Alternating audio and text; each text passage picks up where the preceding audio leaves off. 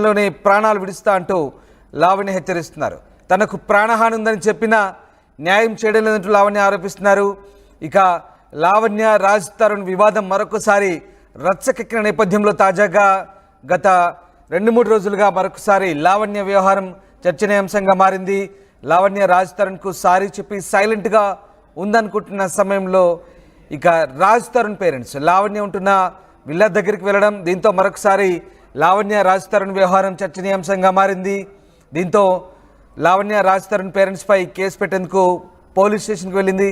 అయినప్పటికీ కూడా తన ఫిర్యాదును తీసుకోలేదంటున్నారు, కేసు పెట్టలేదంటున్నారు. ఇక తనకు పోలీసులు ఎలాంటి న్యాయం చేయడం లేదని, తనపై వరుసగా దాడులు జరుగుతున్నాయంటూ లావణ్య ఆరోపిస్తున్నారు. తాను పోలీస్ స్టేషన్లోనే బలవన్మరణానికి పాల్పడతానంటూ లావణ్య హెచ్చరిస్తున్న పరిస్థితి కనబడుతోంది. ఈ నేపథ్యంలో పోలీసులు తనకు న్యాయం చేయకపోతే ప్రాణాలు విడుస్తానంటూ లావణ్య హెచ్చరిస్తున్నారు. తనకు ప్రాణహాని ఉందంటూ చెప్పినా న్యాయం చేయడం లేదంటూ లావణ్య ఆరోపిస్తున్నారు. ఒకసారి లావణ్య మాటల్లోనే ఉందా. పోలీస్ స్టేషన్ లో ప్రాణాలు వదిలేస్తాను. మా ఇంటి మీద మళ్ళీ నిన్న రాత్రి నలుగురు ఆడవాళ్ళు వచ్చారు. ప్రతిసారి నేను 100కి ఫోన్ చేసి సహాయం అడగాల్సి వస్తుంది. శేఖర్ భాషా అండ్ రాజ్ తరుణ్ ఇద్దరు కలిసి నా మీద ఇంత దాడికి చేస్తున్నారు. ఇంత కోర్టులో ఉన్న కేసుని మళ్ళీ నా మీద దాడికి ఎందుకు పాల్పడుతున్నారు? ఒక్కొక్క నిమిషం కూడా ప్రాణభయంతో బతకాల్సి వస్తుంది. ఇదే నార్సింగ్ పోలీస్ స్టేషన్ లో గంట సేపు వెయిట్ చేస్తాను. నేను నిన్న కంప్లైంట్ చేశాను, అక్నాలెడ్జ్మెంట్ ఇచ్చారు, ఇప్పటి వరకు చర్యలు తీసుకోలేదు. ఇంకా నా ప్రాణం పోయాక తీసుకుంటారా? ఇప్పుడు నాకు వీళ్ళు రెస్పాండ్ ఇవ్వకపోతే నేను సిపి గారిని వెళ్ళి కలుస్తాను. దయచేసి మీరు రావాలి. నాకు మీడియా సపోర్ట్ తప్ప ఏ సపోర్టు లేదు. పోలీసులు కూడా నన్ను సేవ్ చేయట్లేదు. ఫిజికల్ గా దాడి జరుగుతుంది నా పైన. నిన్న 4 వచ్చారండి. 4 వచ్చి మా ఇంట్లోకి రావడానికి ప్రయత్నించారు. మా డాడీ ఒక ఉమెన్ ని బలవంతంగా బయటికి పంపించడం జరిగింది. ఇప్పుడు ధర్నా చేస్తారా? ఇక్కడ ధర్నా, నా ప్రాణాలు ఇక్కడే వదిలేస్తానండి. ఇంకా వాళ్ళెవరో చంపే బదులు ఎలాగో చంపుతారు అని చెప్పినా వదలట్లేదు. ఇక్కడే ప్రాణాలు వదిలేస్తాను నేను. ఏం టచ్ లోకి రావట్లేదండి. శేఖర్ భాష త్రూగా కలిసి చేసి మనుషుల్ని పంపిస్తున్నారు. వాళ్ళేం కేర్ టేకర్స్ అంటే గుండాల్లో ఉన్నారు. పోలీస్ స్టేషన్ లో ప్రాణాలు ఇవాళ అవ్వలేదు అన్నారు. ఈవినింగ్ పంపిస్తామన్నారు. ఇన్వెస్టిగేషన్ స్టార్ట్ చేస్తామన్నారు. ఏదైతే అటాక్ జరిగిందో దానికి కావాల్సిన సంబంధించిన సీసీటీవీ తీపించండి అని రిక్వెస్ట్ చేశాము. సార్ వాళ్ళు ఇన్వెస్టిగేషన్ స్టార్ట్ చేస్తామని చెప్పారు. అండ్ నా పైన మళ్ళీ నిన్న రాత్రి జరిగిన దాడి గురించి కూడా ఎంక్వైరీ చేస్తామని చెప్పారు. లేదు, దీంట్లోనే యాడ్ చేశారు. వాళ్ళ డీటెయిల్స్ తీసుకుంటున్నామని చెప్పారు. మొన్న ఎవరైతే దుండగులు అటాక్ అయ్యారో వాళ్ళందరూ డీటెయిల్స్ కూడా తీసుకున్నారు. అండ్ వీటన్నిటికీ మోటివ్ ఎవరు ప్రధానంగా వీళ్ళందరినీ పంపించారు? అది శేఖర్ భాష పంపించాడా, శేఖర్ భాష త్రూగా రాజ్ తరుణ్ పంపించాడు? ఇంకా వాళ్ళ ఇన్వెస్టిగేషన్ లోనే తేలాలి. నన్నైతే బతకనివ్వకుండా ప్రతి నిమిషం భయంలో పెట్టి చేస్తున్నారు. పోలీసులు అండగానే నేను నమ్ముకొని వచ్చాను. ఇన్వెస్టిగేషన్ స్లో ప్రాసెస్ లో ఉంది అన్న దగ్గర కొంచెం బాధేస్తుంది. బట్ ఇన్వెస్టిగేషన్ ఆఫీసర్ లేకపోవడంతో జరగలేదు. వాళ్ళు ఈవినింగ్ నుంచి స్టార్ట్ చేస్తామని చెప్పారు. మెయిన్ మోటివ్ ప్రాపర్టీ కోసమేనండి. ఇప్పుడు 1 year నుంచి మరి నేను ఉన్నాను. రాజ్ వెళ్ళిపోయి 1 year నుంచి సైలెంట్ గా ఉండి నేను సారీ చెప్పిన తర్వాత దాన్ని అవకాశంగా తీసుకొని అతను బుద్ధి చూపించాడనే చెప్పొచ్చు. అండ్ ప్రధానంగా ఇప్పుడు మళ్ళీ నేను రావడానికి కారణం ఏంటంటే శేఖర్ భాష. అది ఏ ఒక్కరు కూడా మీరు అడగట్లేదు. మీడియా మిత్రులు మీరన్నా అడగాలి అని కోరుకుంటున్నాను. విక్టిమ్ కి సంబంధించిన ఐడెంటిటీయే రివీల్ చేయకూడదు. అలాంటిది 376 కేసు ఒకటి తీసుకొచ్చి 164 స్టేట్మెంట్ అన్న తీసుకొచ్చి రిలీజ్ చేస్తున్నారు.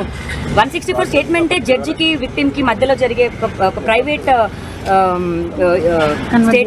స్టేట్మెంట్. అది ఆ స్టేట్మెంట్ ని తీసుకొచ్చి పబ్లిక్ డొమైన్ లో పెడుతున్నారు. నేను దాని మీద కంప్లైంట్ ఇవ్వడానికి వచ్చాను. సిఐ గారు కోర్టుకి వేయమన్నారు.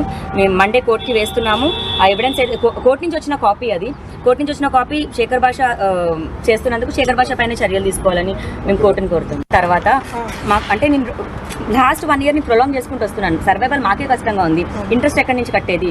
రాస్తారని ఫోన్లే లేపని పరిస్థితిలో ఇంట్రెస్ట్ కట్టలేమండి, ఆగండి అని నేను ఏదో కప్పు పుచ్చుకుంటూ వస్తున్నాను. మీడియాలో అంతా గొడవ చూసిన తర్వాత వాళ్ళు ఆగలేక 2 days టైం ఇచ్చారు. ఇవ్వలేనండి, 2 days కాదు, నా తల తాకట్టు పెట్టినా నేను డబ్బులు ఇప్పుడు తీసుకురాలేను అన్నాను. తీసుకురాని పక్షంలో 1 weekలో వచ్చి ఆక్యుపై చేసుకుంటామన్నారు. నేను 10 రోజులైనా గడువు ఇవ్వండి అన్నాను. లేదు, నిన్నటి నుంచి కౌంట్ చేసి 1 weekలో తీసుకుంటామన్నారు. That means 6 days. Packing start చేశానండి. ప్యాకింగ్ స్టార్ట్ చేసేసాను. నాకు సేఫ్టీ చాలా ఇంపార్టెంట్. విదిన్ 2-3 daysలో నేను సామాన్లు అన్న అయితే షిఫ్ట్ చేసుకుంటాను. రాజు వాళ్ళ పేరెంట్స్ని కూడా అడగడం జరిగింది, మీకు ఏమైనా సామాన్లు కావాలా అని. రాజుతో మాట్లాడి చెప్తామన్నారు. ఏం జరుగుతున్నా సరే రాజు వాళ్ళ పేరెంట్స్కి కానీ ఇంట్లో ఉన్న కేర్ టేకర్ రవితేజకి కానీ ఇన్ఫార్మ్ చేయడం జరుగుతుంది. అన్నయ్య నేను ఈ స్టెప్ తీసుకుంటున్నానని చెప్పడం జరుగుతుంది. చెప్పకుండా అయితే ఇది చేసేది లేదండి. రాసిన వాళ్ళ అటాక్లు అయితే నేను చేయలేను. చెప్పడం జరుగుతుంది. అండ్ సామాన్లు అన్నది కూడా షిఫ్ట్ అయిపోతాయి. కాకపోతే హౌస్ కీస్ హ్యాండ్ ఓవర్ చేయడం మాత్రం నేను చేసి వెళ్ళిపోతాను. తెలంగాణ మినిస్టర్ అండి, వాళ్ళ దగ్గర నుంచి మేము మనీ అప్పు తీసుకోవడం జరిగింది. టోటల్ 55 lakhs తీసుకున్నాము. 4 years అవుతుంది తీసుకొని, నేను రాజ్ తీసుకున్నాము. అండ్ లాస్ట్ 2 years నుంచి మేము ఇంట్రెస్ట్ పే చేయట్లేదు మాకున్న గొడవల వల్ల. టైం అడుగుతూ వచ్చాను. నిన్న జరిగిన గొడవల వల్ల నిన్న సాయంత్రం నాకు కాల్ చేశారు, రాజుకి కాల్ చేస్తున్నారంటే రెస్పాండ్ అవ్వట్లేదు. సో 2 daysలో మాకు మనీ ఇవ్వాలి అని అడిగారు. మనీ ఇవ్వకపోతే 1 weekలో ఆక్యుపై చేస్తామన్నారు. సో నేను వచ్చి ఆక్యుపై చేసుకోమని చెప్పాను. నా హ్యాండ్ ఓవర్లో ఉన్నప్పుడే నేను వాళ్ళకి హౌస్ ఇవ్వడం అన్నది జరుగుతుంది. నేను హౌస్ వెకేట్ చేస్తాను. కానీ రాజతరుణ్ నాకు 55 lakhs ఇచ్చినా సరే హౌస్ డాక్యుమెంట్స్ కానీ హౌస్ రాజతరుణ్కి హ్యాండ్ ఓవర్ చేయొద్దు అని నేను కోరుతాను. ఎందుకంటే అందులో నా వాటా కూడా ఉంది కదా. ఏంటి అని మా కోర్టు తెలియ వరకు హౌస్ అయితే ఇంకా నాకు కానీ రాజుకు కానీ జరగదు. మధ్యలో మేము ఎవరి దగ్గర అయితే తీసుకున్నామో వాళ్ళు హ్యాండ్ ఓవర్ చేసుకోవడం జరుగుతుంది. ఇప్పుడు ఎందుకు రాజతరుణ్ కదండి రావాలి. రాజతరుణ్ వచ్చిన తర్వాత మా మమ్మీ డాడీ కూడా ఉంటారు అని చెప్పి రావాలి. ప్రాపర్టీ మాది అని చెప్పి రాజతరుణ్ పేరెంట్స్ వచ్చారు. వాళ్ళిద్దరూ వచ్చి ఉంటే నేను యాక్సెప్ట్ చేసేదాన్ని. కానీ రావడం దాడి చేసుకుంటూ వచ్చారు. దాడి వల్ల నేను చాలాసేపు రానివ్వలేదు. But end of the day మళ్ళీ మా ఆంటీ అంకులే కాబట్టి మేము మాట్లాడుకున్నాము. ఒక కనెక్షన్ మళ్ళీ నాకు ఆంటీకి ఏర్పడింది. ఎంత తిట్టుకున్నా సరే నాకైతే వాళ్ళ మీద ఎవరి మీద కోపం ఉండదు. నేను వాళ్ళందరినీ రానిచ్చాను. ఇప్పుడు ఒక 5-6 daysలో లెస్ దాన్ వీక్లో ఆక్యుపై చేసుకుంటారు. ఆక్యుపై చేసినప్పుడు అందరికీ తెలుస్తుంది. ఇప్పుడే నేను చెప్పదలుచుకోలేదు, వాళ్ళని ర్యాప్ కూడా చేయదలుచుకోలేదు. అండ్ మంత్రి తాలూకా వాళ్ళు కాకపోతే ఇప్పించిన దానికి నేను ఉండడంతో మధ్యలో నేను ఉన్నాను. నా హ్యాండ్ ఓవర్ మీదనే హౌస్ ఆక్యుపై అన్నది తీసుకుంటారు. మంత్రి ఫేసి నుంచి తీసుకున్నది మేము మంత్రి గారి తాలూకా నుంచి. మేము చిన్నప్పటి నుంచి మేము గవర్నమెంట్ ని వాళ్ళ పార్టీనే ఓట్లు వేయడం జరుగుతుంది మాకు. ఇప్పుడు ఏమన్నా రాజ్ ఏం టచ్ లోకి రావట్లేదండి.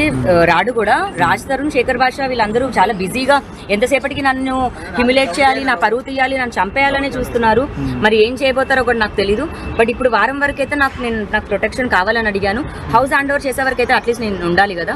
హౌస్ హ్యాండ్ ఓవర్ చేసి నేను రాజు తీసుకున్న పెట్స్ అయినా సరే, నేను పెట్స్ అయినా సరే వదిలేను. నా పెట్స్ నేను తీసుకెళ్తాను. నేనే పెంచుకున్నాను పిల్లల్లాగా, ఇంకా నా దగ్గరే ఉంటాయి. హౌస్ అయితే నాకు కాదు, రాజ్కి కాదు. మా కేసు తేలే వరకు ఎవరి దగ్గర అయితే మేము తీసుకున్నామో వాళ్ళు హ్యాండ్ ఓవర్ చేసుకుంటారు. అందులో రాజు చెక్స్ ఇవ్వడం జరిగింది. ఆల్రెడీ 2 చెక్స్ వేశారు. ఇప్పుడు రాజ్ పైన సివిల్ అండ్ క్రిమినల్ కేసెస్ కూడా వాళ్ళు కూడా వేయబోతున్నారు. ఎందుకంటే చెక్స్ బౌన్స్ అయిందంట. అండ్ మాకు ఇప్పుడు ₹1 కోటి వరకు ఇంటి మీదే అప్పు ఉందండి. ఇన్ని రోజులు మేము చెప్పలేదు, పర్సనల్ విషయం కాబట్టి ఎందుకు పరుగు పోతుందని చెప్పలేదు. ఈ రోజున వాళ్ళు మా ఇల్లు అని వచ్చి చెప్పారు కాబట్టి ₹1 కోటి 10 సంవత్సరాల ముందు ₹1 కోటి కొన్న ఇల్లు ఇది పెడితే మరి 10 సంవత్సరాల నుంచి వాళ్ళు ₹1 కోటి తీసుకున్న అప్పుకి మరి ఎన్ని కోట్లు ఇప్పుడు రాజతరుణ్ నుంచి బయటకు కడతాడో నేను చూస్తాను. ఇప్పుడు రాజుకి అగేన్స్ట్గా నేను ఫైట్ చేస్తాను. ఆ ₹1 కోటికి ఇన్ని రోజులు తీసుకున్న వడ్డీ కూడా నేను కట్టిస్తాను. ప్రతిదానికి నోట్స్ ఉన్నాయి, ప్రామిసరీ నోట్స్ ఉన్నాయి, రాజతరుణ్ చెక్స్ ఉన్నాయి, రాజతరుణ్ వాళ్ళ పేరెంట్స్ చెక్స్ ఉన్నాయి. రాజలక్ష్మి గారు కానివ్వండి, బసవరాజ్ మిడమర్తి గారు కానివ్వండి, అందరు చెక్స్ ఉన్నాయి. వాళ్ళందరిపైన ఇప్పుడు చెక్ బౌన్సెస్ కేసెస్ కూడా వేస్తున్నారు. మండే నుంచి రాజతరుణ్ పేరెంట్స్ పైన చెక్ బౌన్సెస్ కేసెస్ అన్ని రిజిస్టర్ అవుతున్నాయి. తీసుకున్నామండి. ₹1.5 లెక్క తీసుకున్నారు. 10 లక్షలు ఇవ్వాల్సి వచ్చింది. సినిమా చేస్తానని అడ్వాన్స్ తీసుకున్నాడు. సో రాజతరుణ్ మేనేజర్ ని అప్రోచ్ అయ్యి వాళ్ళు డబ్బులు కట్టాలి అని అన్నప్పుడు రాజతరుణ్ దగ్గర డబ్బులు లేవు. అప్పటికప్పుడు అతను 25 లక్షలు కట్టాలి అన్నప్పుడు మంత్రిగా తాలూకా దగ్గర నుంచే ఇమీడియట్ గా తీసుకోవడం.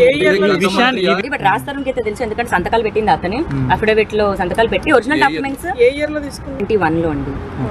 మంత్రి గారి సమక్షంలోనే తీసుకున్నాము. అప్పటి మంత్రి ప్రస్తుత మంత్రి అండి. సో అవునండి, సమక్షంలోనే తీసుకున్నాము. మొత్తం